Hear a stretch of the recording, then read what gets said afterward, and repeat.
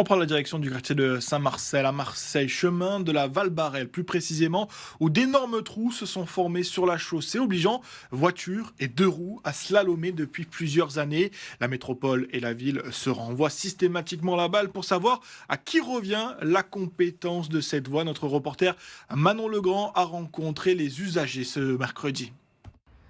Vous le voyez juste derrière moi, la chaussée est totalement jonchée de nids de poules. Nous avons pu l'observer pendant plusieurs minutes. Les trottinettes, les scooters et les voitures se font surprendre par ces crevasses et doivent freiner à la hâte pour éviter la chute ou trop de dommages sur leur véhicule. Vous pouvez le constater, voilà, juste derrière moi. Ici, les habitants du chemin de la Val-Barrel sont excédés et déplorent que cette situation dure depuis de nombreuses années. Écoutez.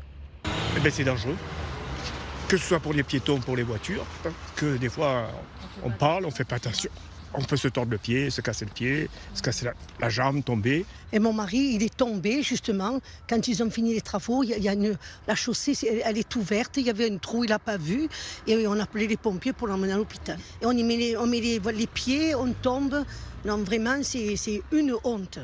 Alors, si ces dangereux nids de poules n'ont toujours pas été rebouchés, et ce, depuis des années, c'est à cause d'un conflit entre la mairie centrale et la métropole concernant la compétence de cette voie. Si la mairie centrale affirme que la voie est métropolitaine, eh bien cette dernière a longtemps rétorqué que le chemin est privé, mais cela pourrait enfin changer, car toujours selon la métropole, elle est listée sur les prochains transferts et qu'à ce titre, la métropole peut engager une campagne de rebouchage de nids de poules afin de sécuriser les cheminements des piétons et des véhicules. Nous avons contacté l'ancien maire du 11e arrondissement, Sylvain Souvestre, qui a écrit plusieurs fois à la ville entre 2021 et 2025 pour qu'elle acte le transfert de son foncier à la métropole. Tous ces courriers sont, selon ses dires, restés sans réponse.